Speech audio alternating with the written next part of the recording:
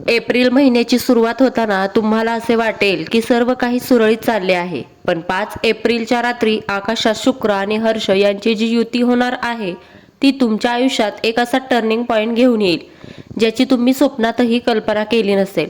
तुमच्या राशीचा स्वामी शुक्र हा सप्तम भावात असेल, जो भागीदारी आणि संबंधांचा भाव आहे.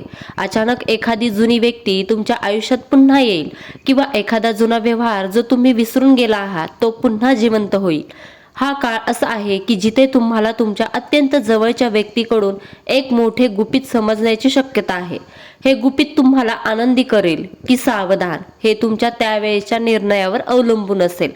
ज्या परीक्षा जगाला कधी दिसल्याच नाहीत, ज्या वेदना फक्त तुमच्या काळजाला ठाऊक आहेत आणि जे अश्रू तुम्ही एकांतात ढाळलेत, त्या प्रत्येक कष्टाचा हिशोब देण्याची वेळ आता आली आहे.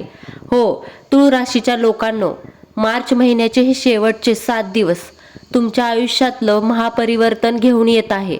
आता तुमचं आयुष्य फक्त तुमच्या कर्मावर नाही तर साक्षात ब्रह्मदेवाच्या कृपेवर चालणार आहे. तुमची जुनी नियती संपली आणि एका नवीन भाग्योदयाचा उदय झालाय. हा व्हिडिओ शेवटपर्यंत पहा, कारण तुमचं नशीब आता 100% पलटणार आहे. मित्रांनो, तुळ रास ही न्यायाची आणि संतुलनाची रास मानली जाते. पण गेल्या काही काळात तुम्ही अशा काही परीक्षा दिल्या आहेत ज्या फक्त तुमच्या हृदयाला कळल्या आहेत. तुमच्या डोळ्यातून पाणी आले, पण तुम्ही कोणालाही ते दाखवले नाही. तुमची ही मऊ ममता आणि इतरांना समजून घेण्याची वृत्ती अनेकदा तुमच्याच विरोधात गेली.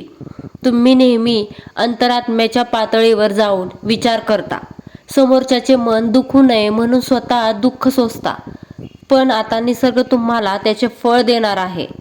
मार्चच्या या शेवटच्या 7 दिवसात तुमच्या आयुष्यात खालील मोठे बदल घडणार आहेत. अदृश्य परीक्षांचा शेवट. जे मानसिक दडपण तुम्ही अनेक दिवसांपासून सहन करत आहात ते आता दूर होईल. तुमच्या प्रामाणिकपणाची दखल आता नियतीने घेतली आहे. ब्रह्मदेवाची विशेष कृपा. तुळ राशीच्या लोकांनो, आता केवळ तुमचे कर्म काम करणार नाही, तर नशिबाची साथ तुम्हाला मिळणार आहे.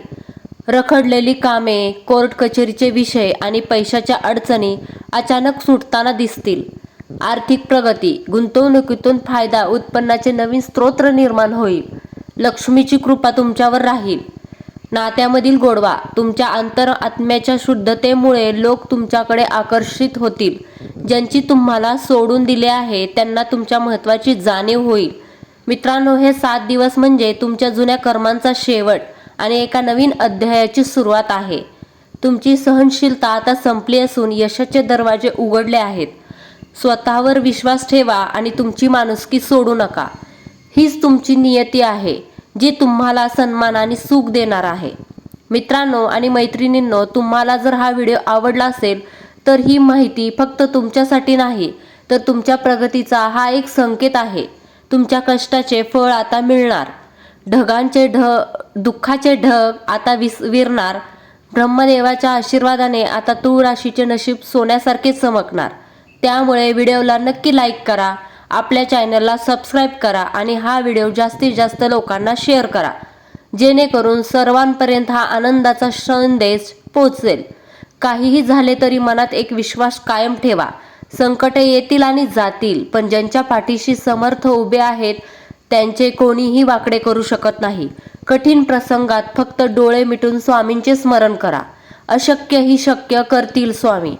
एप्रिल 2026 मध्ये तुमची श्रद्धा तुम्हाला प्रत्येक संकटातून सुखरूप बाहेर काढेल. श्री स्वामी समर्थांच्या कृपेने तुमचे सर्व मनोरथ पूर्ण होवोत. आणि कमेंटमध्ये श्री स्वामी समर्थ नक्की लिहा किंवा तुमची रास कोणती आहे ते नक्की लिहा. आजचा हा व्हिडिओ पूर्ण पाहिल्याबद्दल तुम्हा सर्वांचे मनापासून खूप खूप आभार. तुमची ही नवीन नियती तुम्हाला खूप सुख समृद्धी देवो हीच प्रार्थना. धन्यवाद.